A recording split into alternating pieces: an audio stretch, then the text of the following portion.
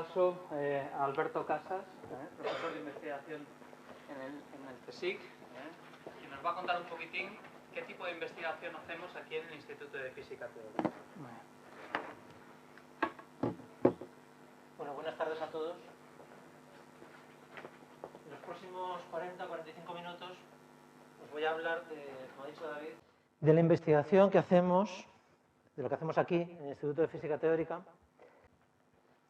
Lo que investigamos aquí en el Instituto de Física Teórica realmente es en lo que investigan los físicos y las físicas teóricas de todo el mundo en los centros de investigación donde se trabaja en física teórica. Es decir, que lo que hacemos aquí realmente es bastante representativo de lo que se hace en la comunidad internacional de física teórica. O sea que voy a hablar en general de lo que se está investigando hoy en día en física teórica. Bien, bueno, aquí podría hacer una especie de resumen de las líneas de investigación del instituto. O sea, por ejemplo, podría decir que investigamos en física de partículas, por ejemplo, en el bosón de Higgs, que antes ha salido, y en otros temas que ha mencionado Inmaculada. También que trabajamos en cosmología, en líneas como, por ejemplo, materia oscura, energía oscura. Luego hablaremos un poco de todas estas cosas. Pero realmente quizás sería, desde luego, más rápido y seguramente más exacto decir que lo que hacemos los físicos teóricos es investigar o intentar investigar el porqué de las cosas, al nivel más básico posible. Y esa búsqueda de las causas últimas de cómo funciona la naturaleza es lo que ha llevado a formular pues, la teoría del bosón de Higgs y a descubrirlo finalmente, o a investigar, a descubrir y a investigar la energía oscura, etcétera, etcétera. Pero al final lo que queremos descubrir es cómo funciona la naturaleza. Bien, en este sentido, los físicos teóricos, la física teórica, se hace preguntas sobre la naturaleza de manera muy parecida a como hacen los niños de 3 y 4 años, que ya sabéis que siempre están preguntando el porqué de las cosas. ¿Y esto por qué? ¿Por qué? A cada respuesta que se les da vuelven a preguntar ¿por qué? Y muy rápidamente uno llega a un momento en que no sabe responder. Ahí es cuando uno ha llegado a la frontera básica, o a la frontera de su conocimiento sobre ese tema. Bueno, pues de la misma manera, cualquier pregunta que hagamos sobre la naturaleza, si seguimos preguntando a la respuesta que obtengamos, seguimos preguntando por qué y por qué, hasta que ya no sepamos responder, entonces habremos llegado a la frontera de nuestro conocimiento básico sobre la naturaleza. Y es en esa frontera donde trabajamos los físicos teóricos, intentando ir más allá de esa frontera, intentando buscar causas todavía más profundas acerca de las cosas. Como antes dijo Inmaculada, esto es un anhelo muy antiguo, ya desde el tiempo de los griegos. Y, por ejemplo, está reflejado en este grabado tan bonito, un grabado alemán del siglo XV, en el que se ve a un señor intentando descubrir los entresijos últimos que hacen que la naturaleza sea como es. Bien, entonces vamos a hacernos una de estas preguntas para viajar a la frontera del conocimiento básico. La pregunta es esta, pero podría ser otra. ¿Por qué hay tantas sustancias y objetos diversos en el mundo? Esta es una pregunta que perfectamente podría hacerse un niño. ¿Por qué hay cosas diferentes que tienen diferentes propiedades? Es más raro que se la haga un adulto, porque los adultos nos vamos anquilosando con el tiempo y aceptamos las cosas como son, digamos, ¿no? Las cosas son así, pues porque son así, ya no te preguntas por qué son. Bueno, pues de alguna manera en ciencia hay que mantener ese espíritu, digamos, de los niños, de seguir asombrándote y preguntándote el por qué las cosas son como son. Bien, ¿por qué hay tantas sustancias y objetos diversos? Desde luego hay muchos, ¿no? Tenemos el agua, las rocas, el aire, vamos a ver, los seres vivos, toda la infinidad de seres vivos distintos. Bien, ¿por qué hay todas estas sustancias y objetos diversos? Bueno, pues como bien sabéis, un gran éxito de la ciencia del siglo XIX fue comprender que todas estas sustancias podían explicarse a partir de unos 100 elementos, que son los que están recogidos en la tabla, la famosa tabla periódica de Mendeleev. Bien, esto fue un gran triunfo, sin duda, de la ciencia, pero esta respuesta no es totalmente satisfactoria, porque podemos seguirnos preguntando, como hacen los niños, por qué hay unos 100 elementos básicos y con las propiedades que tienen. Y esta pregunta era la pregunta que estaba en la frontera de la ciencia, la frontera de la física teórica, a comienzos del siglo XX. Y pudo ser respondida en aquella época a partir de hechos más básicos, concretamente las propiedades de los elementos pudieron ser comprendidos a partir de las propiedades de los átomos que los componen, de la estructura atómica, gracias al trabajo de grandes físicos como estos dos señores. A su vez, las propiedades de los átomos derivaban de las propiedades de las partículas que los componen, que son solamente tres: protón, neutrón y electrón. Simplemente con las masas y las cargas eléctricas de estas partículas se pueden entender todas las propiedades de los elementos químicos. Bueno, nuevamente esto fue un gran éxito de la ciencia, en este caso del siglo XX. Pero la respuesta, aunque sea impresionante, porque nos hace comprender que toda la variedad enorme de sustancias que tenemos alrededor son simplemente colocaciones distintas de estos tres bloques básicos, que son protón, neutrón y electrón, aún así, aunque sea impresionante, la respuesta no es 100% satisfactoria. La nueva pregunta es: ¿por qué existen estas tres partículas y a qué se deben sus propiedades? Esta es la pregunta que se hace actualmente la ciencia básica. Bueno, ¿ha podido ser respondida esta pregunta? Por ejemplo, ¿por qué el protón y el neutrón tienen masas aproximadamente iguales y 2000 veces mayor que la masa de un electrón? Sin embargo, las cargas eléctricas del protón y del electrón son iguales, exactamente iguales por lo que sabemos, y de signo contrario. El neutrón es neutro. Bien. ¿Por qué tienen estas propiedades estas partículas? ¿Lo sabemos? Bueno, pues esta pregunta ha podido ser respondida, pero solo parcialmente. Algunos aspectos de esta pregunta sabemos responderlos a partir de hechos más básicos y otros no. Entonces, es precisamente aquí donde chocamos con nuestra frontera actual del conocimiento básico. Bueno, cuando hablamos de la frontera actual del conocimiento de la naturaleza, hay que hablar del modelo estándar, porque el modelo estándar es la teoría que contiene sistematizada todo lo que sabemos acerca de las partículas elementales. Es decir, que el modelo estándar representa la frontera de nuestro conocimiento básico actualmente. Quien dice nuestro conocimiento básico acerca de las partículas es como decir el conocimiento básico acerca de cualquier cosa, porque todo, por lo que sabemos en la naturaleza, está hecho de partículas. Es decir, que hagamos la pregunta que hagamos, por ejemplo, ¿por qué la hierba es verde y el cielo es azul? ¿Por qué el diamante es duro y transparente? ¿Por qué brillan las estrellas? ¿O por qué el agua hierve a 100 grados? Pues si damos respuestas y seguimos preguntando ¿por qué, por qué y por qué?, acabaremos en el modelo estándar. Hasta dónde hemos llegado es la explicación última. No es que sea la explicación última de todas las cosas, es la última explicación que hemos conseguido alcanzar. Bien, por eso, los próximos minutos voy a hablar un poco del modelo estándar, de forma cualitativa, porque es esencial para, digamos, enmarcar en las cosas en las que se trabaja en física teórica. Primero tenemos que entender la frontera donde estamos y luego qué es ese más allá de la frontera al que queremos ir, en el que estamos investigando.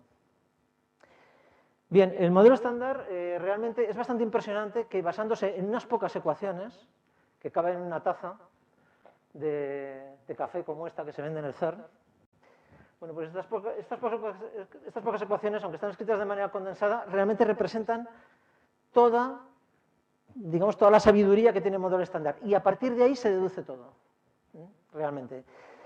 Ahora, desde luego no vamos a hacer una explicación cuantitativa, digamos, poniendo fórmulas y demás. Voy a hacer una explicación cualitativa, ¿no? Un resumen cualitativo de lo que es el modelo estándar.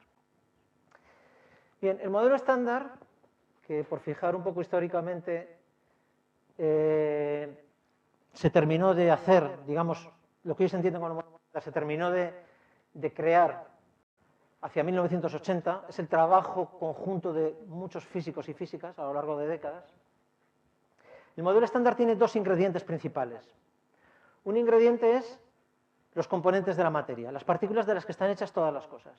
Y el otro son las interacciones entre esas partículas. Además, hay otro elemento esencial dentro de la estructura del modelo estándar, que es la simetría, que es la que le da estructura realmente matemática, elegante además y predictiva al modelo estándar, pero en este tema no voy a poder entrar mucho en el tema de la simetría porque no tenemos tiempo. Así que vamos a comenzar con los componentes de la materia. Bien, la materia, antes hemos hablado del protón, neutrón y electrón que forman los átomos. Bien, pues en 1932 esto era todo lo que se conocía acerca de la naturaleza. Parecía que solamente existían estas tres partículas. lo cual era una situación realmente impresionante. Con 3 partículas se explicaba todo, todas las sustancias que había.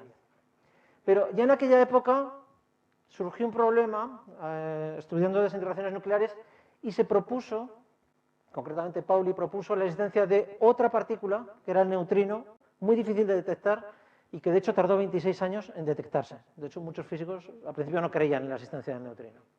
Pero bueno, aunque todo no era mucho, eran 4 partículas. Pero luego las cosas se fueron complicando. En 1937 se descubrió una nueva partícula, el muón, o partícula mu, que es idéntica, por decirlo así, en casi todas sus propiedades al electrón, excepto que tiene más masa que el electrón. Es unas 200 veces más pesada que el electrón. Posteriormente, en los años 40, se descubrieron los piones, los kaones y luego muchas más partículas. En los años 50 ya fue una proliferación enorme de partículas y no digamos en los 60. Bien, actualmente, si uno mira la tabla, la lista oficial de partículas, digamos, hay unas 300 partículas elementales clasificadas. Y esto es una situación bastante poco satisfactoria, porque ¿cómo puede haber tantas partículas elementales y con propiedades tan diversas? Esto no parece muy natural. Sin embargo, hay que decir que esta situación, que puede parecer un poco anárquica o caótica, se empezó a aclarar en los años 60, cuando se comprendió que la mayor parte de estas partículas realmente no son elementales, sino que están compuestas de otras partículas. El caso más notable es el del protón y el neutrón, que están compuestos de quarks. El protón está formado por 2 quarks de tipo U y un quark de tipo D, y el neutrón de 2 quarks de tipo D y uno de tipo U. Y prácticamente todas las partículas de esas 300 están hechas de quarks. Total que al final llegamos otra vez a que realmente toda la materia que vemos, toda la materia ordinaria, la que está formada por átomos, está hecha realmente de 3 partículas, que realmente no son el protón, el neutrón y el electrón, sino que las partículas elementales realmente son el electrón, que por lo que sabemos es elemental, y los quarks U y D, que forman el protón y el neutrón. A partir de estas 3 se forma toda la materia de la que estamos hechos, por ejemplo, de la que está hecha el Sol. Bien, a estas partículas hay que añadir el neutrino electrónico, porque realmente hay más de un tipo de neutrinos, que, como ya dijimos, fue postulado hace muchos años y que realmente, por lo que sabemos, también es una partícula elemental. Bueno, pues esto es lo que se llama la primera familia de partículas elementales. Y efectivamente casi todo está hecho con ellas. Casi todo, pero no todo. Hay otro tipo de materia. Concretamente, además de esta primera familia, o familia del electrón, hay otra familia casi idéntica que esa familia del muón. Antes hemos dicho que el muón es una partícula casi igual al electrón en todos los aspectos. Bueno, es tan igual que tiene su propia familia también. Tiene su propio neutrino muónico, y 2 quarks. El electrón tiene el U y el D, y este tiene el C y el S. Estas 4 partículas son prácticamente idénticas, estas 4, solo que todas ellas tienen más masa que estas de aquí. El caso de los neutrinos hay que dejarlo un poquito aparte, porque no sabemos muy bien la masa que tienen.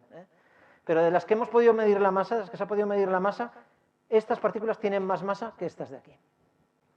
Y además hay otra tercera familia, que es la familia del tau. El tau es otra partícula idéntica a estas otras 2, el electrón y el muón, solo que tiene aún más masa. Y tiene sus 2 quarks, el top y el bottom, que tienen también más masa que estos de aquí. Y su propio neutrino. Esta es la estructura que vemos de partículas.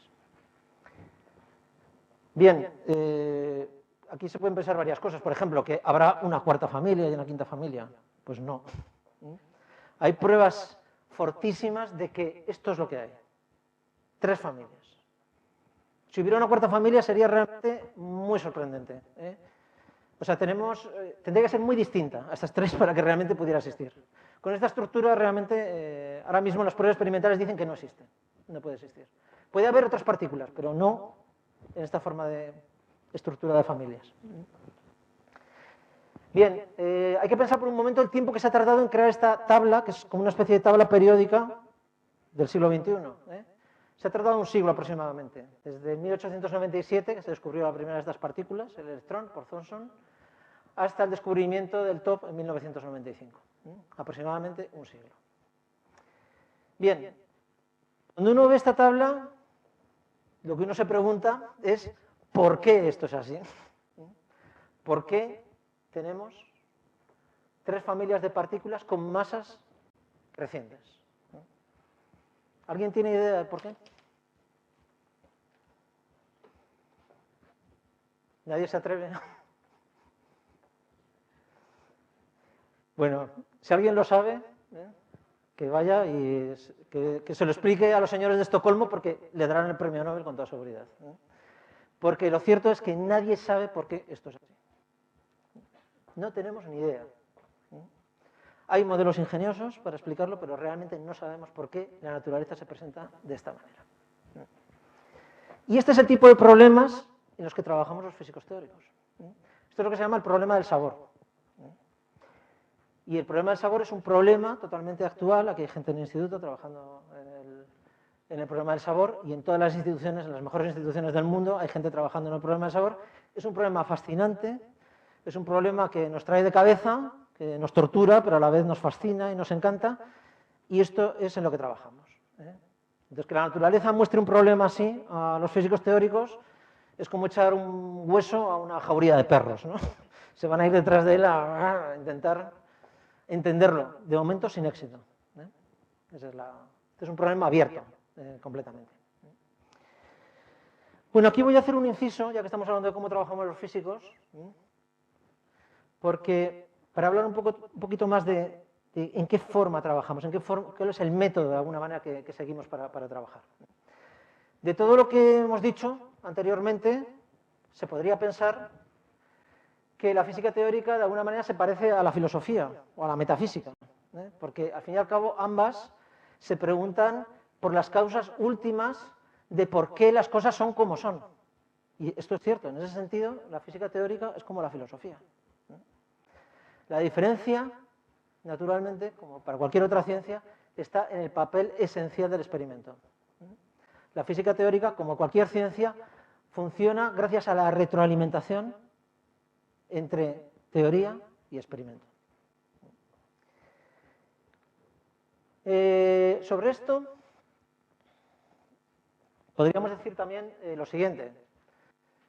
Si no hubiera experimento, es decir, si las teorías que se hicieran no se pasaran por la prueba del experimento, ¿qué acabaríamos teniendo? Pues acabaríamos teniendo que la teoría o la física teórica acabaría siendo pues una proliferación de especulaciones más o menos bonitas, más o menos atractivas, pero quizá incluso contradictorias entre sí. Sería una cuestión casi de gustos, elegir por una o elegir otra. Un poco lo que le pasa a la filosofía o a la metafísica. Si no hubiera teoría, si hubiera nada más experimento,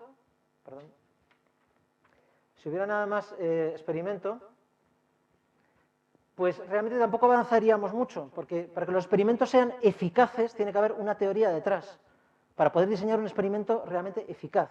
Y tiene que haber una teoría para interpretar los resultados experimentales de una manera inteligente. Simplemente dedicándonos, por ejemplo, a colisionar partículas y a medir lo que sale, no vamos a avanzar en el conocimiento de la naturaleza. Tenemos que interpretar lo que sale de ahí. Y tenemos que diseñar los detectores a idea, digamos, o a analizar los datos de una manera inteligente para buscar lo que creemos que a lo mejor se puede encontrar. Es lo que pasó con el caso del bosón de Higgs, por ejemplo. Si no hubiera existido la teoría del bosón de Higgs, jamás colisionando protones se habría encontrado el bosón de Higgs. La gente no habría sabido ni qué mirar. Se habrían encontrado muchas partículas, pero ¿y qué? O sea, tienes que saber lo que tienes que mirar. Bueno, aprovecho también aquí para decir que, desde luego, esta retroalimentación entre la teoría y el experimento es la base de cualquier ciencia, también de la física, de partículas o la física teórica. Y realmente, esto es la clave del método científico, pero realmente yo no me gustaría o no sabría decir mucho más acerca de qué es el método científico.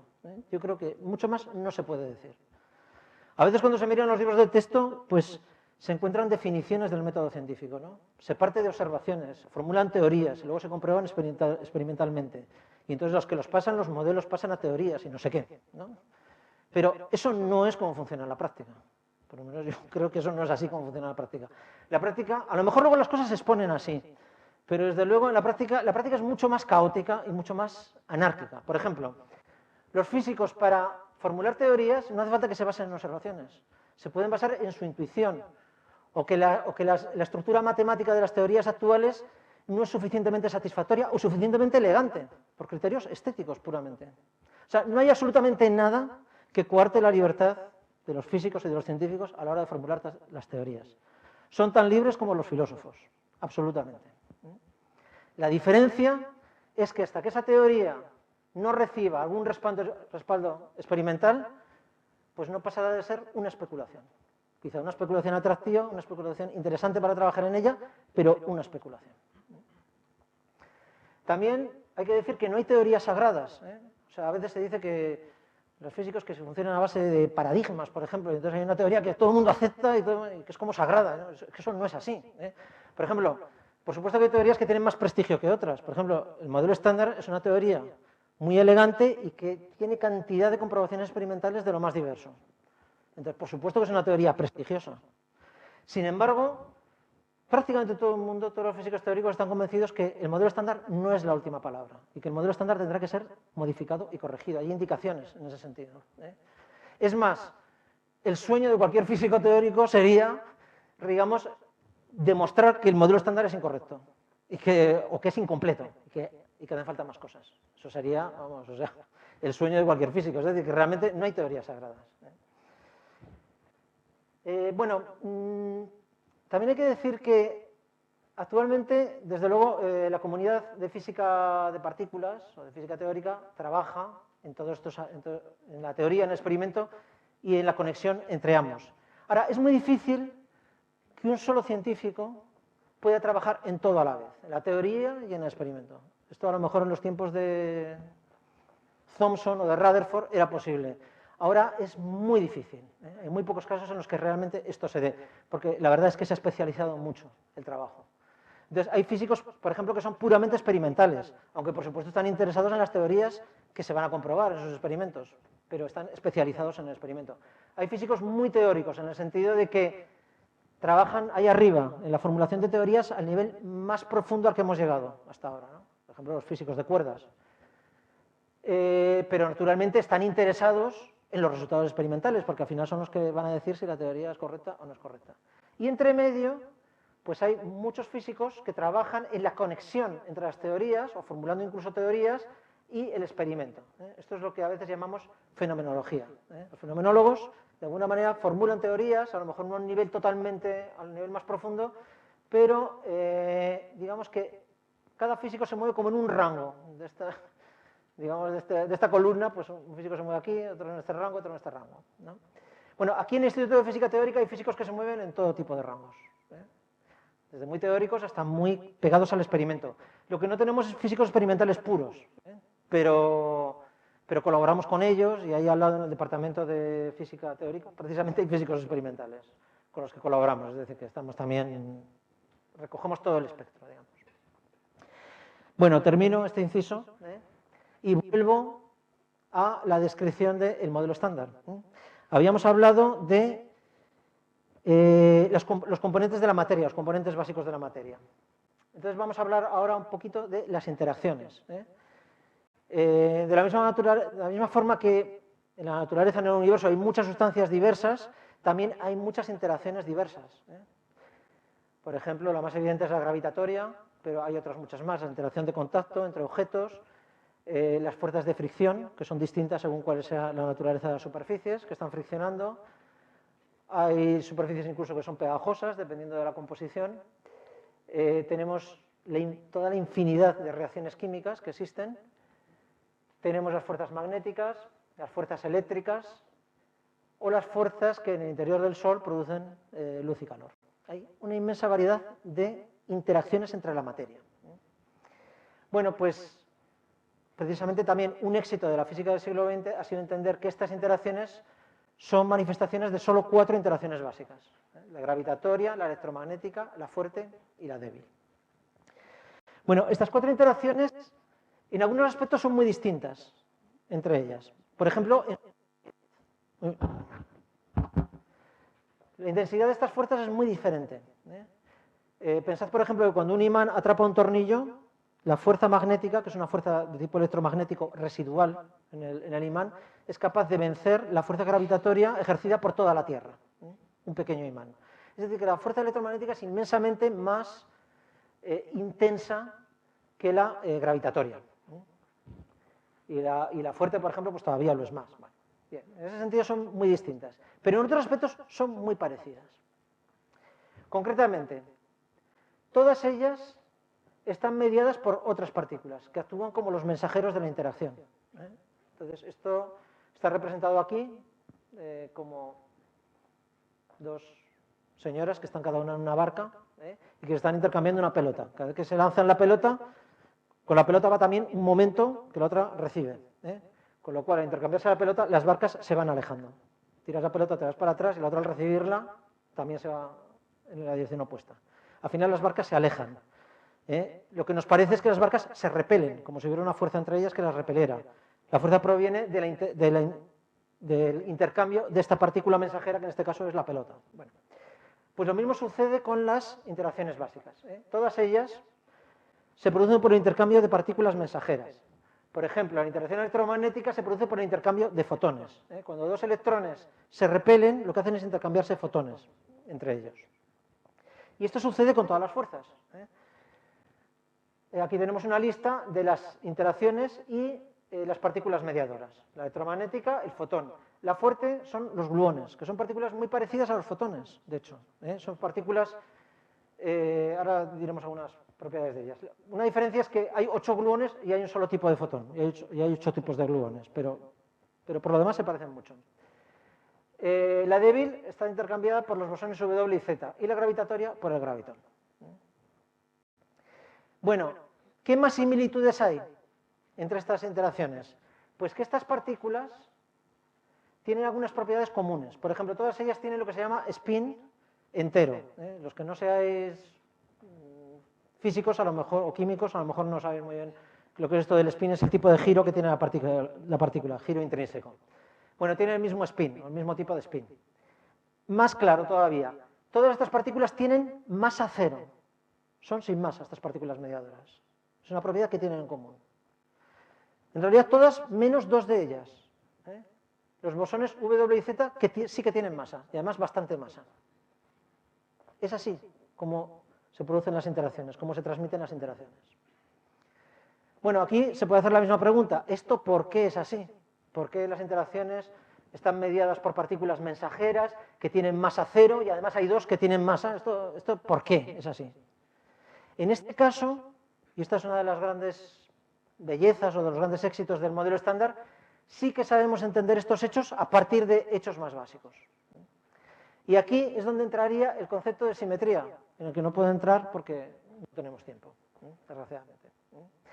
Aunque hay que decir que la simetría es seguramente el concepto más importante de la física de partículas moderna. Una simetría es simplemente una invariancia de algún tipo. Eso es una simetría. Invariancia bajo transformaciones, como estos objetos que al rotarlos se quedan igual. Bueno, pues es una invariancia, por eso son simétricos. De la misma manera, las ecuaciones básicas, en este caso las ecuaciones del modelo estándar, son invariantes bajo ciertas transformaciones matemáticas. Y las llamamos simetrías, porque se parecen a esto. Estos son transformaciones matemáticas también. Bueno, la importancia de la simetría es verdaderamente extraordinaria en la física moderna. No podemos entrar en este concepto, pero sí que voy a decir algunas de las consecuencias de que las ecuaciones básicas tengan simetrías dentro de ellas. Una consecuencia importantísima son las leyes de conservación. Por ejemplo, todos estamos acostumbrados al hecho de que la energía se conserva. Pero ¿por qué se conserva la energía? Podemos hacernos la pregunta de ¿por qué se conserva la energía? Es más, ¿qué es la energía? ¿Por qué tiene que haber una cosa que se conserva? Bueno, pues eso proviene de una simetría de las leyes de la naturaleza, concretamente de la invariancia temporal. Del hecho de que las leyes de la naturaleza son las mismas ahora que hace 1000 años y que dentro de 1000 años, es decir, que no cambian. Si suponemos que las leyes de la física no cambian, una consecuencia automática es que hay una cantidad que se conserva, que es la energía. Y las otras cantidades que se conservan en la naturaleza también provienen de simetrías. Por ejemplo, el momento lineal, el momento angular, la carga eléctrica, todas esas cantidades que se conservan provienen de simetrías. Esta es una consecuencia importante de las simetrías. Pero hay otra muy importante, y es que algunas de estas simetrías implican la existencia de interacciones.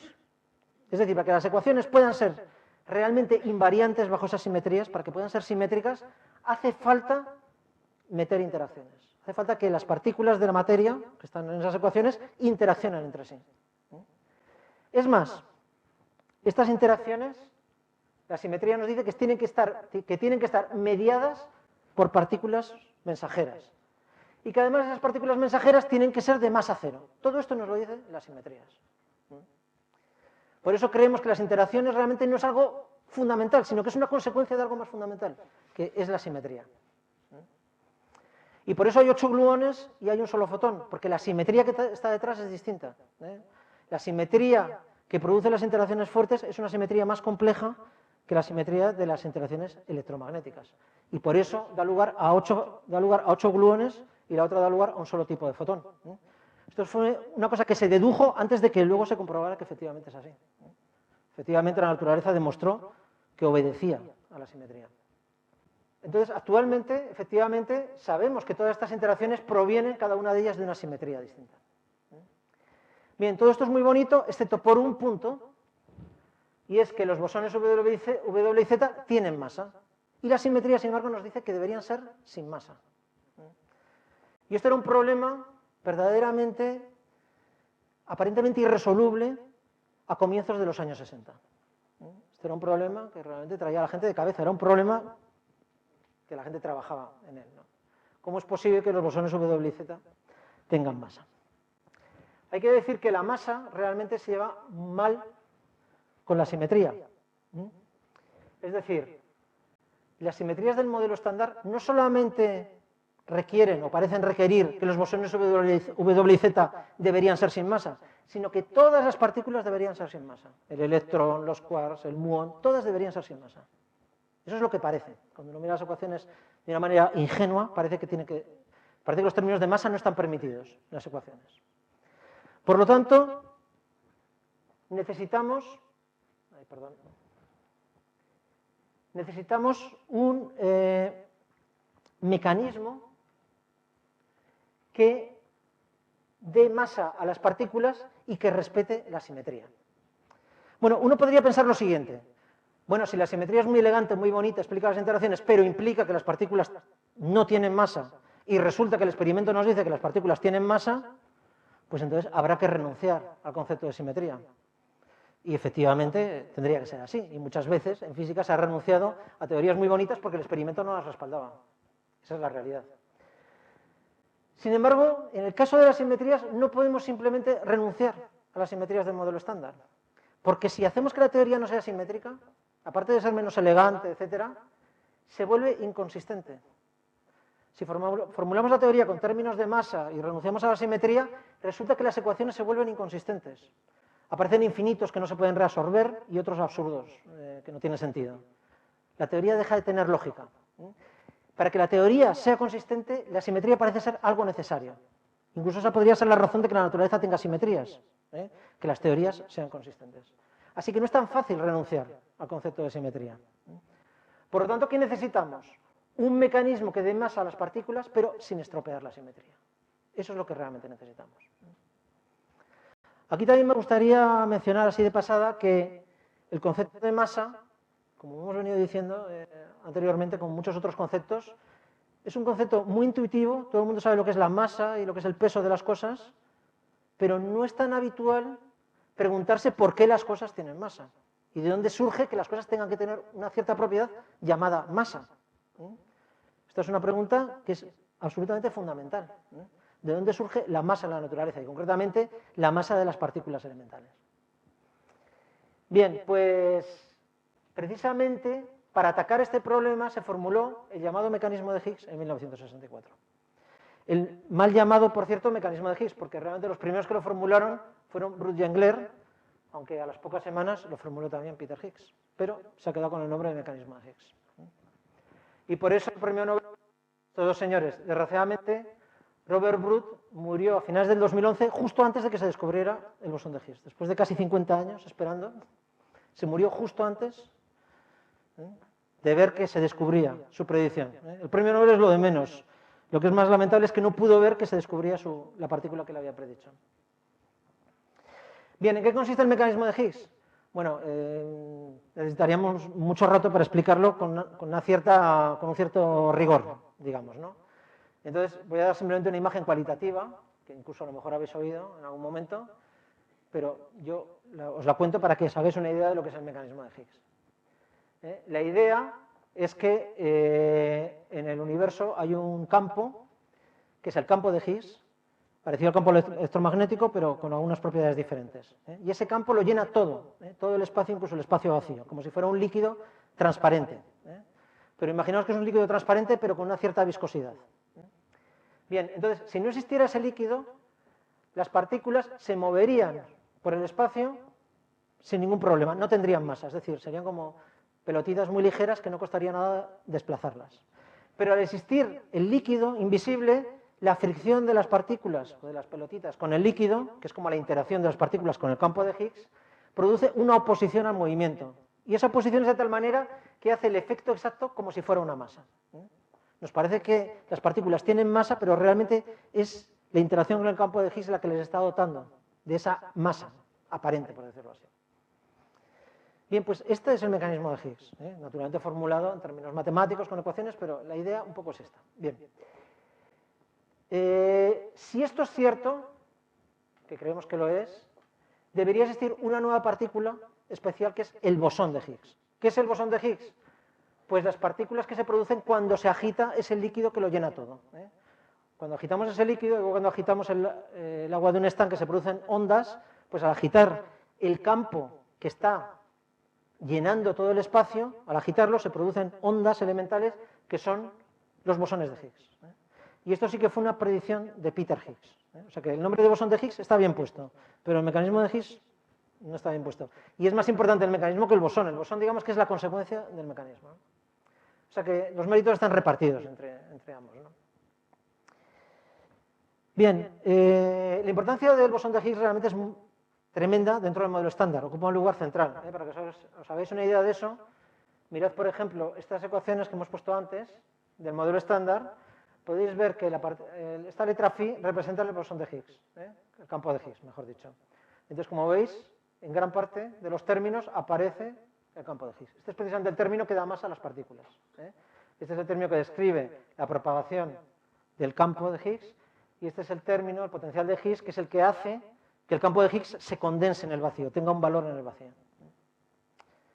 Estos otros términos, esta es la propagación de las partículas y esta es la propagación y las interacciones electromagnéticas fuertes y débiles.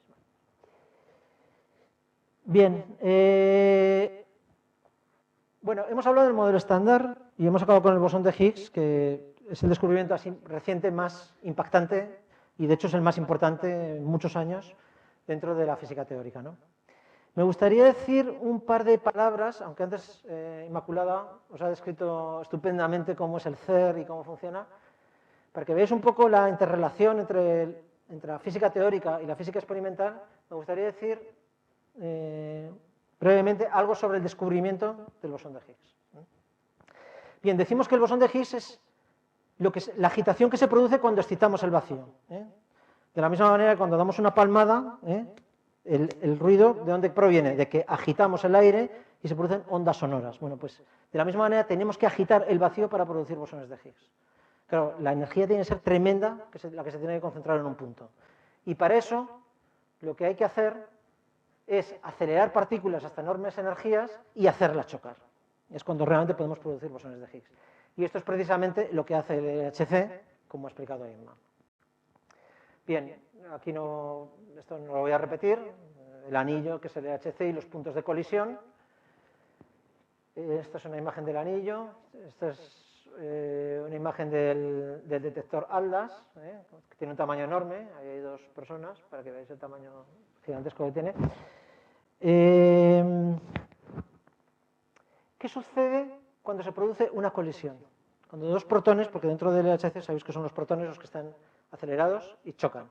¿Qué sucede cuando chocan dos protones? Bueno, antes hemos dicho que los protones están hechos de quarks. Bueno, pues lo primero que sucede es que realmente los protones se deshacen, se destrozan. Por ejemplo, estos tres quarks realmente son dos de los quarks los que chocan entre sí, dos de los componentes de los protones los que chocan entre sí, pero eso hace que el protón se rompa. Los dos protones se rompen, se emiten gluones, que son esta especie de muellecillos por aquí, que a su vez emiten otros gluones o pares quark-antiquark que se recombinan con otros o con los otros quarks que andaban por aquí, y al final sale un montón de partículas finales, piones, kaones, etc.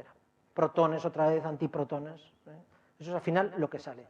Esto es la transformación de energía cinética en materia, lo que comentaba Inma antes.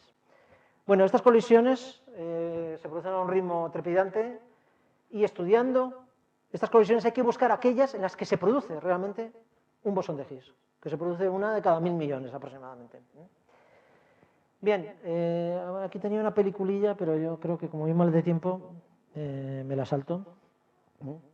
Y entonces simplemente comento que cuando se produce un bosón de Higgs, la propia teoría nos dice, por ejemplo en este caso, que chocan dos de los gluones que hay dentro de los protones y producen pares top-antitop que a su vez chocan y producen un bosón de Higgs. El bosón de Higgs se puede producir, pero la teoría nos dice que una vez producido, enseguida se desintegra. Es decir, que el bosón de Higgs como tal, nunca llegamos a verlo.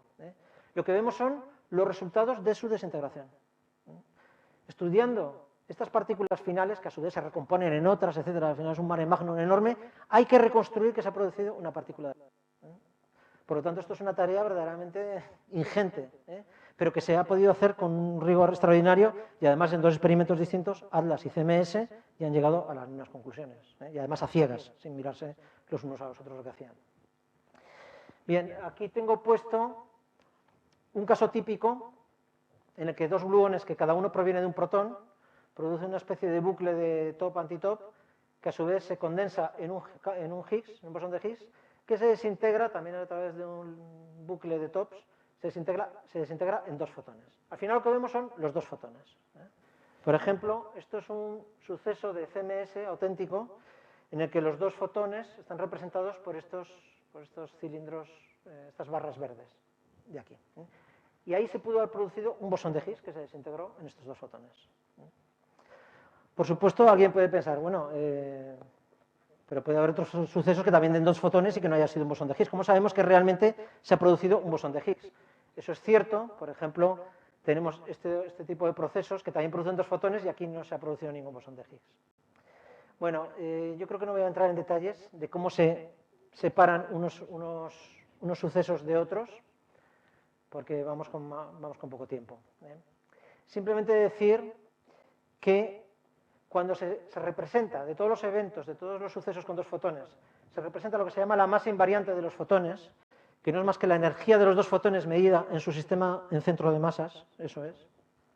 Cuando se representa, todos los sucesos que no provienen de un Higgs, de un bosón de Higgs, los fotones finales pueden tener cualquier tipo de energía, y por eso hay lo que se llama un background, un ruido, un fondo, que es continuo.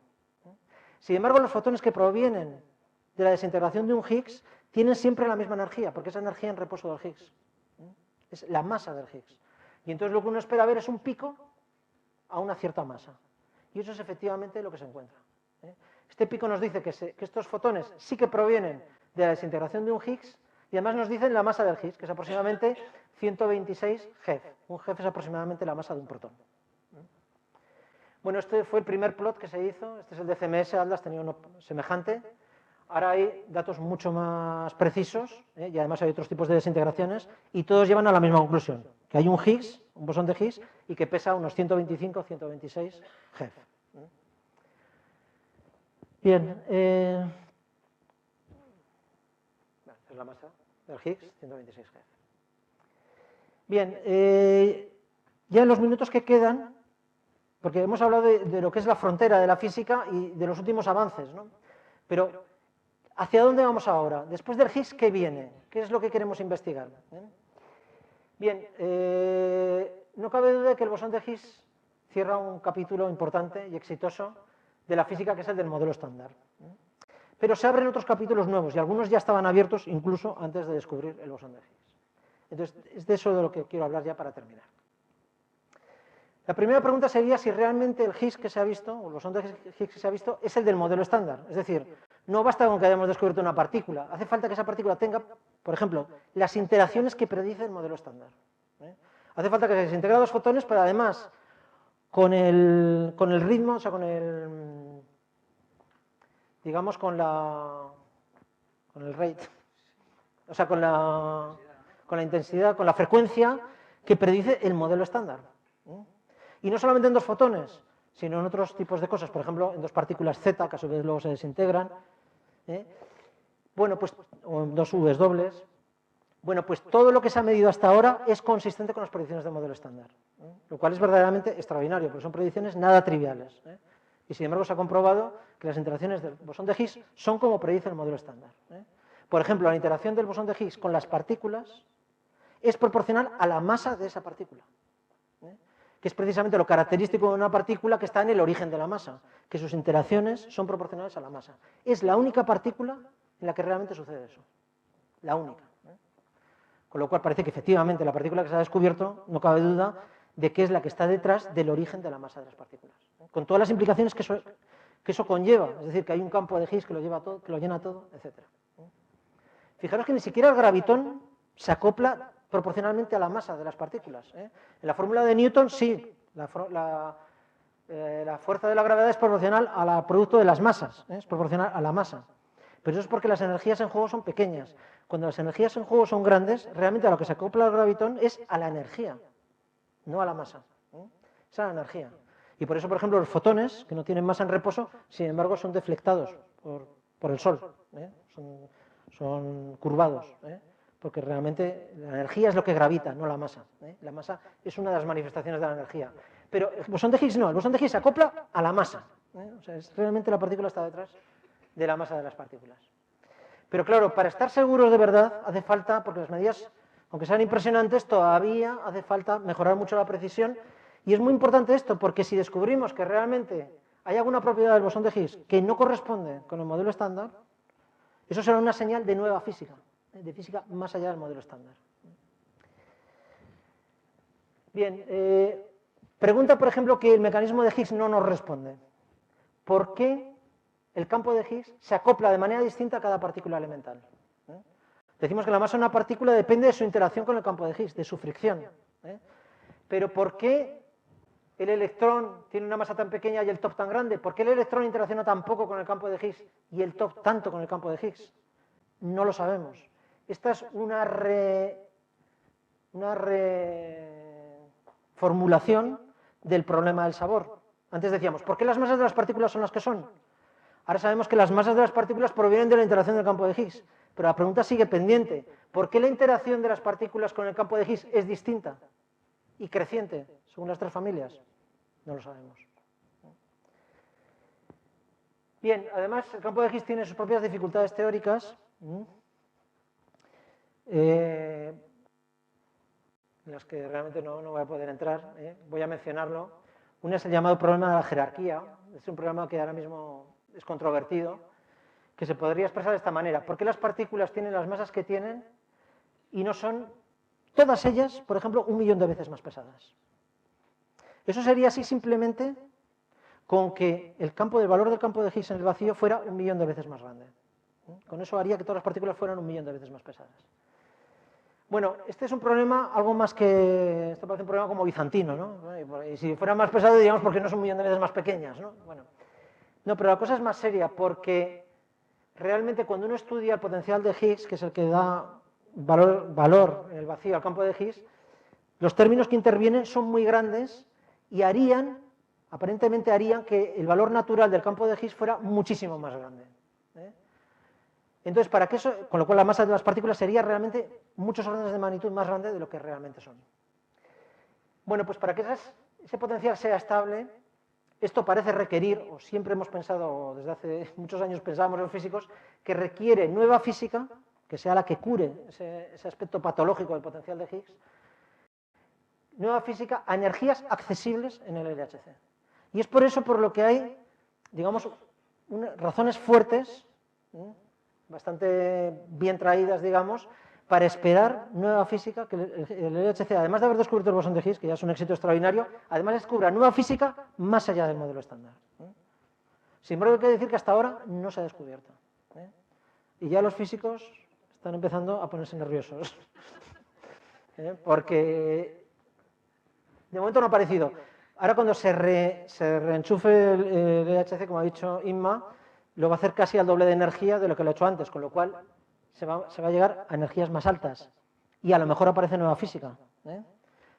Pero hasta ahora la naturaleza no ha mostrado esa nueva física. Esta es la realidad. Bien, ¿cuál podría ser esa nueva física? Bueno, ahí es donde trabajan los físicos que trabajan en la parte más teórica, ¿no? Teorías que podrían hacer que se explicara este problema de la jerarquía y otros problemas, el problema del sabor quizá. En fin. Aquí hay muchas teorías, por ejemplo la supersimetría, las dimensiones extras, tecnicolor, se llama así, y otras cosas suelen tener nombres así como absurdos, pero bueno.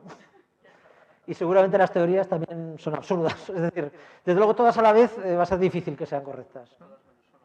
Todas menos una.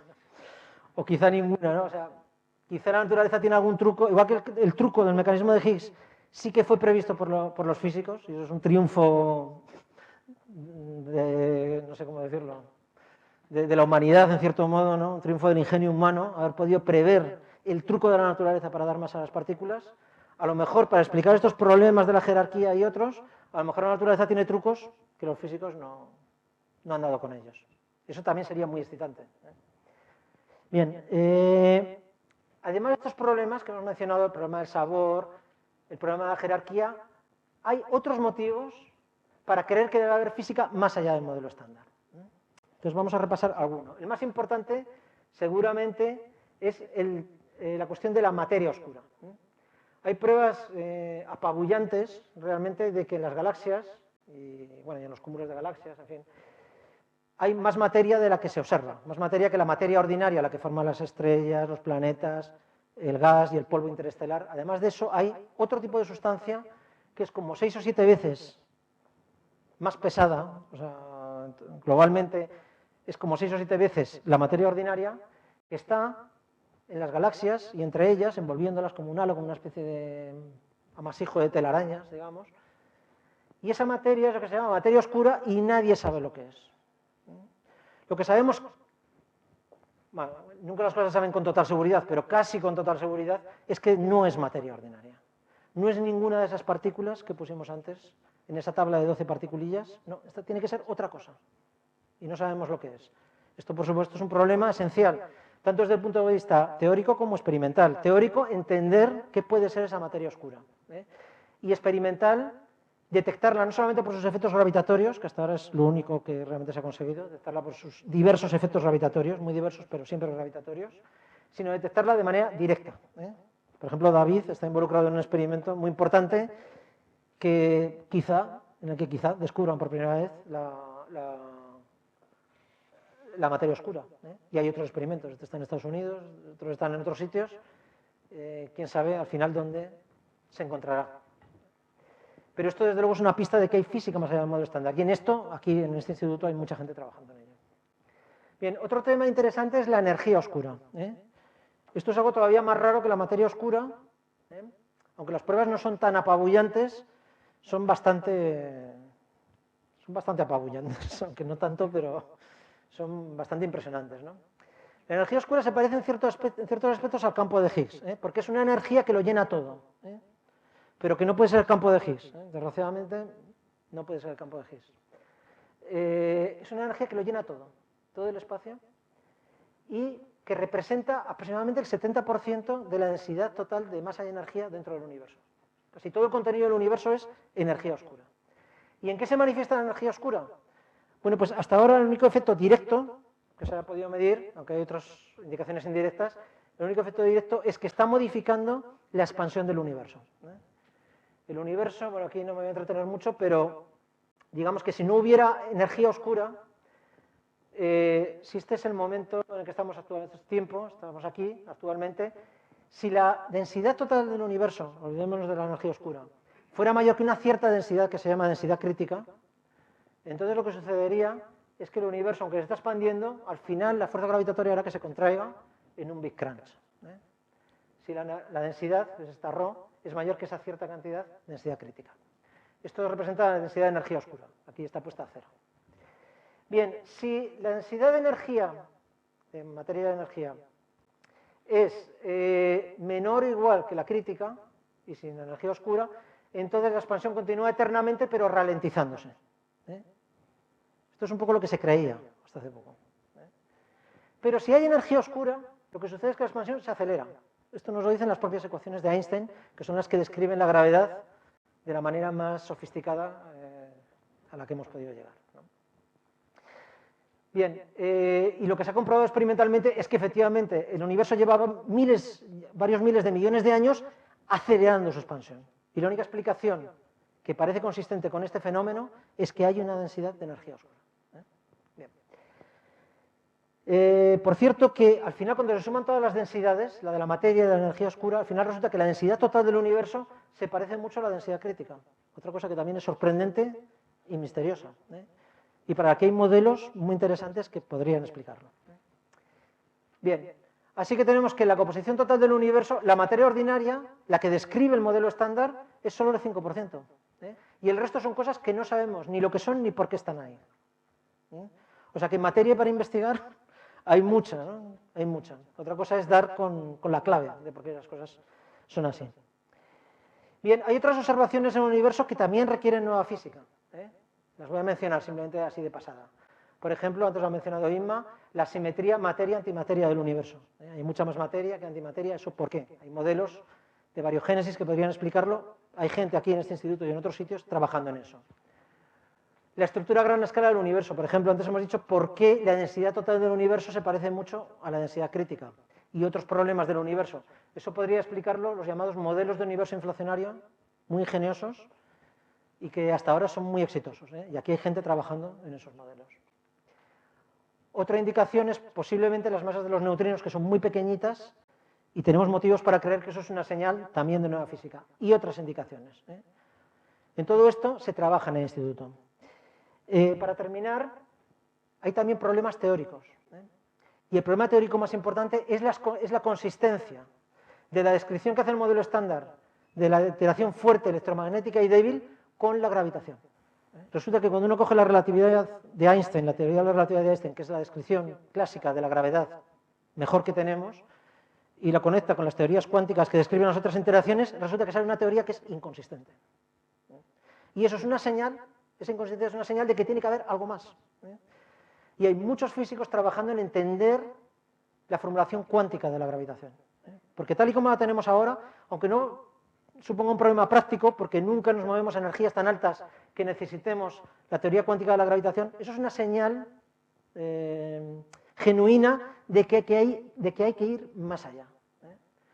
Esto, por ejemplo, es una motivación que no proviene de la observación de la naturaleza. Hay muchos físicos trabajando en este problema, y no porque la naturaleza se observe nada, sino simplemente porque las ecuaciones que describen que tenemos en la naturaleza tienen una inconsistencia matemática entre ellos. Esto también ha sido muchas veces una motivación para trabajar.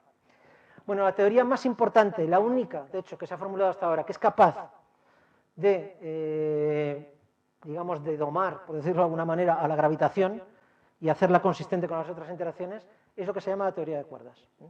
Y por eso es suficiente para que existan muchos físicos teóricos trabajando en las teorías de cuerdas, que tienen una estructura matemática de gran complejidad.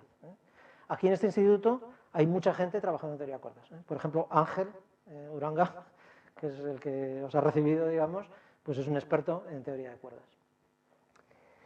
Bien, bueno, tenía otra cosa más, pero yo creo que ya lo dejamos aquí porque si no que ya se nos hace muy tarde.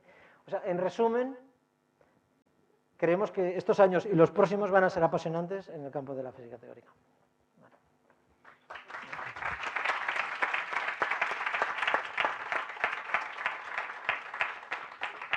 Muchas gracias, Alberto. No sé si hay alguna pregunta rápida que queráis hacer. Yo quiero aprovechar que para mí es un lujo tenerla aquí ahora. Muy bien. ¿Cómo elegís vosotros en qué trabajáis? Es decir, ¿cómo a nivel individual, cómo elegís en qué mundo trabajar? Y luego a nivel global del mundo de los físicos, ¿quién decide o cómo, cuándo las prioridades de en qué campo se puede ir avanzando? Porque estáis muy pillados por los experimentos. Sí, claro, por supuesto. Sí. Bueno, lo que trabaja, hombre, cuando estás haciendo la tesis, pues trabajas en lo que tu director te indica, digamos, ¿no? Pero luego la verdad es que cuando terminas la tesis, pues realmente uno mismo elige los temas en los que quiere trabajar y los colaboradores y las colaboraciones que va estableciendo. Y se hace de una manera totalmente no prefijada. O sea, yo realmente creo que no hay reglas en esto. Es un poco lo que te dice tu intuición de cuáles son los temas interesantes. No solamente interesantes, porque, por ejemplo, cuando una persona ha terminado la tesis y está haciendo un postdoc, también tiene que mirar por su futuro. Entonces, tampoco puede trabajar en temas muy exóticos y muy marginales, aunque le apasionen, porque luego va a ser difícil que se reinserte o que se inserte en una en una institución de investigación. Entonces tiene que compaginar un poco sus preferencias personales con lo que interesa a la comunidad científica. También tienes que trabajar también en lo que a la gente le interesa, ¿no? Pero bueno, normalmente tus preferencias están bastante en sintonía, pero dentro de todo este espectro enorme de temas, ya en lo que trabaja cada uno es un poco cuestión... Hay gente que le gusta más la fenomenología, hay gente que le gusta más la teoría, y yo creo que realmente no hay reglas. Y luego, en lo que... La segunda... La comunidad científica, efectivamente, porque ahí veo que estás un poco pillado por lo que, las tendencias, ¿no? Y un poco lo que se decide trabajar. Pero ¿quién marca eso? Es decir, ¿quién marca lo que es marginal o lo que es una vía...? La aceptación general de la comunidad. O sea, no se reúne un comité de sabios y dice, esto es en lo que hay que trabajar y vamos a puntuar de 1 a 10 la importancia de los temas. Eso no existe. La gente trabaja en temas y según la recepción que tienen en la comunidad, es decir, si son, por ejemplo, muy citados o si el tema llama la atención y entonces invitan a esa persona a que vaya a una conferencia a exponerlo, hay muchas preguntas, se nota que levanta expectación, se pone gente inmediatamente a trabajar en ese tema porque ven que ahí hay un filón que podría haber algo en ello, ese tema se pone rápidamente de actualidad. Y luego a lo mejor surge una observación experimental que hace que decaiga ese tema o surge una alternativa que es más interesante. Entonces es como un estado... Es un estado como muy poco definido, digamos, en lo que, por ejemplo, todos los días salen del orden de 20 artículos aproximadamente en física de partículas o más, y cada uno es de su padre y de su madre. Pero sí que ves que hay temas en los que se trabaja más que en otros. Y de repente surge una idea que llama la atención. Por ejemplo, la teoría del bosón de Higgs al principio no llamó la atención. No llamó la atención. Fue después cuando lo utilizaron otros científicos, como Weinberg y Salam, y posteriormente Toff y Bellman demostraron que la teoría era consistente, etcétera, cuando realmente se puso de moda. Pero durante muchos años no se puso de moda. Pero luego la gente se dio cuenta que aquello era muy interesante. Y realmente la gente trabajó muchísimo en el bosón de Higgs antes de que se descubriera. Ahí digamos que el olfato de la comunidad estuvo acertado. Pero, por ejemplo, se ha trabajado mucho en supersimetría, muchísimo. Y a lo mejor la supersimetría no se descubre. Ahí el olfato, digamos, de la gente habrá demostrado que no estaba en lo cierto. Pero hay gente que siempre ha dicho que la supersimetría no le convencía. Bueno, pues eso tuvieron más olfato. Es que realmente no podría decirte una regla, porque es que no la hay. ¿Cómo son esos lunes que reunís por la tarde? Bueno, sí, bueno, aquí en el instituto, igual que comentaba Inma, la internacionalidad que tiene el CERC, que efectivamente es maravilloso, ¿no? Es un sitio que realmente merece la pena visitar, es muy estimulante. Aquí esto, en pequeñito, un poco pasa lo mismo. Aquí hay gente de todas las naciones, bueno, de muchas nacionalidades, sobre todo los postdocs, son prácticamente todos ellos, no son españoles, creo que ninguno, o prácticamente ninguno, y tenemos como unos 20. Estudiantes de tesis, hay mayoría españoles, pero también hay gente de todos los continentes, de hecho, incluso entre los permanentes hay gente de otros lugares, ¿no? Entonces, pues bueno, una cosa que hacemos es 2 días a la semana, pues nos juntamos un poco una costumbre anglosajona, juntarse a tomar un café y hablar, pues cada uno un poco de lo que está haciendo, en fin, bueno. Es una manera también de intercambiarse de una manera informal, pues ideas o la percepción, por ejemplo, ¿has visto este papel que salió el otro día? Pues a mí me parece que es una... O me parece que es estupendo, que es muy interesante, pues yo creo que no, en fin. O sea, hay gente más crítica, hay gente menos, hay gente... Entonces es interesante, es bonito. Es un poco como el café que hemos tenido antes, pero bueno, un poco entre nosotros y es agradable. Esto se hace en muchas instituciones y es interesante. ¿Alguna preguntilla más que podéis tener? ¿Aquí cómo se llega? Quiero decir, para trabajar aquí, ¿cuáles son, igual que nos ha contado Inma, los accesos al CERC, qué hacemos para...? Bueno, aquí lo primero que hay que hacer es estudiar física. Luego hay que conseguir, digamos, alguna beca, hay que hacer una tesis doctoral. Te tienes que convertir en doctor, porque es además en la época, no solamente por tener el título de doctor, sino para aprender, digamos, a investigar, ¿no? Entonces, para eso ya tienes que tener una financiación. Entonces, hay becas de muy diversos tipos, ¿no? Ya sabemos que ahora estamos en un momento de recortes brutales, ¿no? Aquí en este instituto tenemos suerte en ese sentido porque somos lo que se llama un centro de excelencia, Severo Ochoa, que hay muy pocos en España, y entonces tenemos un dinero, además tenemos un máster, porque para hacer la tesis hay que hacer unos cursos de especialización que son el máster, que lo hacemos también aquí, y también tenemos dinero del campus de excelencia, en fin, ahora la palabra de moda es excelencia en esto de la administración, ¿no? Entonces, tenemos estas ayudas que nos sirven para poder coger estudiantes.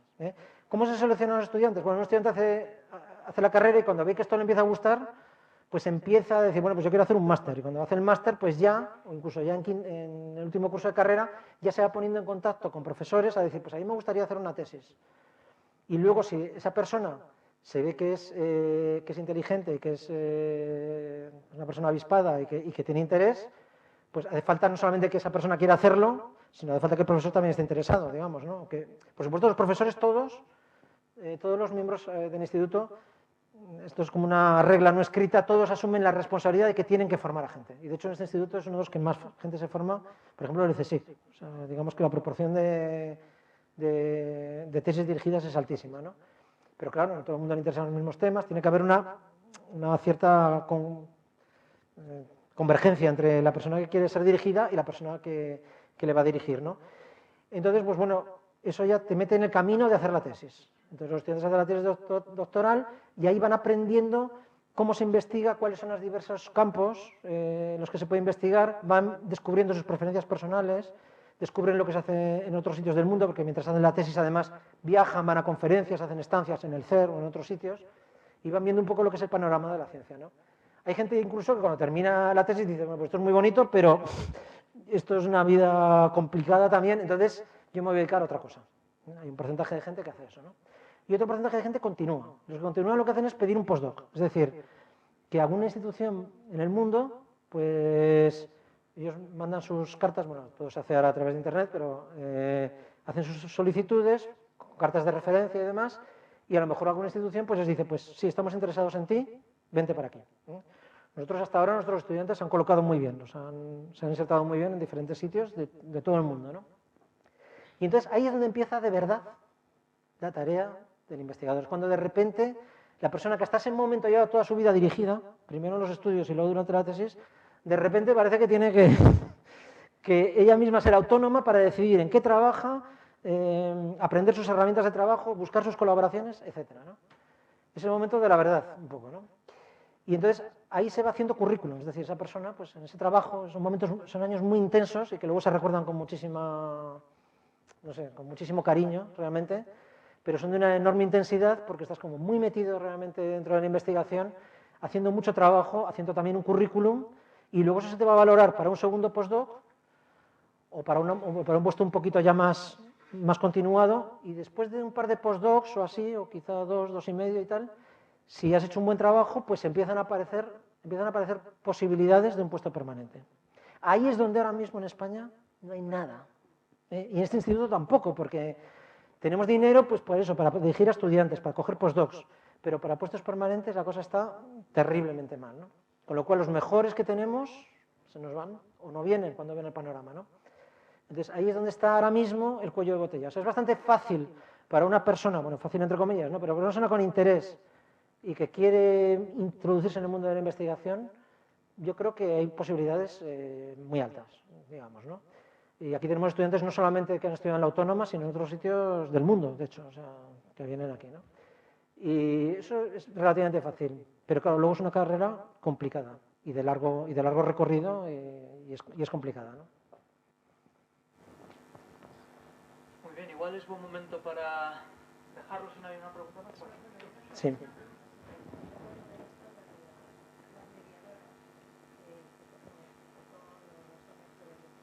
Bueno, gravitón, hay un tipo de gravitón, digamos, aunque tiene dos estados, pero bueno, hay un tipo de gravitón. El gravitón es una partícula un poco especial, porque la propia simetría te dice que tiene un spin distinto que las otras. Las otras tienen spin 1 y el gravitón tiene que tener spin 2. Pero bueno, sigue siendo un spin entero, pero en ese sentido es un poquito diferente, ¿no? Pero la diferencia más importante del gravitón es que estas partículas realmente ellas también son excitaciones de cosas. Por ejemplo, los fotones son la excitación del campo electromagnético. El campo electromagnético, cuando creas campo electromagnético, pues se genera en forma de fotones, ¿no? Pues el gravitón es la partícula del campo gravitatorio. Lo que pasa es que la interacción gravitatoria es tan débil, tan extraordinariamente débil, como hemos comentado, que detectar un gravitón de manera individual, como tal partícula, es prácticamente imposible con los medios que tenemos. No sabemos si algún día se podrá realmente realizar, ¿no? Hay muchísimas indicaciones indirectas de que sí, que la naturaleza tiene gravitones y que funciona con gravitones, digamos, ¿no? Y, digamos, de una manera, casi todos los físicos están convencidos de que los gravitones existen como tal partícula, ¿no? Pero realmente, aunque el campo gravitatorio, por supuesto que se ha detectado, es el primero que se detectó en la naturaleza, el gravitón como tal, igual que las otras partículas se han detectado sin ninguna duda, el gravitón como tal no se ha detectado. Esa es la realidad. Sí, incluso las ondas gravitacionales, que sería como el aspecto clásico del gravitón, como el campo electromagnético clásico, las ondas gravitacionales tampoco se han detectado como tales, aunque hay indicaciones fortísimas de que existen. Por ejemplo, cuando un pulsar, que son dos estrellas muy pesadas, muy cercanas, rotando una en torno a la otra, lo que nos dice la teoría de la relatividad es que tiene que emitir ondas gravitacionales y eso hace que pierda energía y la estrella su radio va disminuyendo, porque va perdiendo energía. Bueno, pues eso se ha medido con una precisión extraordinaria de muchas cifras decimales y coincide a la perfección con la teoría de la relatividad. Es decir, que es una prueba indirecta de que efectivamente se están emitiendo ondas gravitacionales y que todo funciona correctamente. Pero las ondas gravitacionales como tales no se han detectado. Entonces, al no estar probadas experimentalmente, ¿está aceptada la teoría? Bueno, la teoría... Lo que pasa es que cuando hablamos del modelo estándar muchas veces se habla de las tres interacciones electromagnética fuerte y débil. Como la gravitatoria tiene problemas de consistencia, a veces se mete y a veces no se mete dentro del modelo estándar, ¿vale? El gravitón pertenece a la parte de la relatividad general, que es precisamente la parte que cuesta encajar con las otras tres interacciones. O sea, ahí se trabaja mucho, en el aspecto, en la gravedad. ¿No había ahora previsión de hacer un experimento con dos satélites para medir gravedad? No sé si es que eso lo he leído por ahí. Esto a lo mejor lo conoces. Son estos experimentos de lo que estás hablando tú para detectar ondas gravitacionales. Realmente la detección de ondas gravitacionales es muy difícil. Lo que provocarían sería una especie de contracción o ensanchamiento de las longitudes en una dirección. Entonces lo que hace son experimentos de interferometría. Tú lanzas dos rayos láseres en dos direcciones perpendiculares, haces interferometría e intentas ver cuándo eso se ha movido. Ahora, estamos hablando de distancias que son prácticamente inobservables. O sea, en la Tierra hay varios interferómetros para estudiar esto. Lo que pasa es que evidentemente estás buscando una fracción de milímetro en distancias superiores a varias decenas de kilómetros. Y por fracción es una fracción muy pequeña del milímetro. Entonces, claro, cuanto más grandes sean esos brazos en los cuales estás disparando estos láseres, es más fácil observarlo. Por eso lo que se ha pensado es lanzarlos al espacio, ¿no? Realmente, bueno, ese proyecto antes contaba con varios. Realmente para hacer interferometría necesitabas 3 satélites, ahora está en 2 y no está muy claro qué es lo que va a pasar con los fondos para eso. Pero sí. Muy bien, yo creo que igual es un momento para dejarlo. De nuevo, bueno, vamos a agradecer primero a Alberto Casas por esta...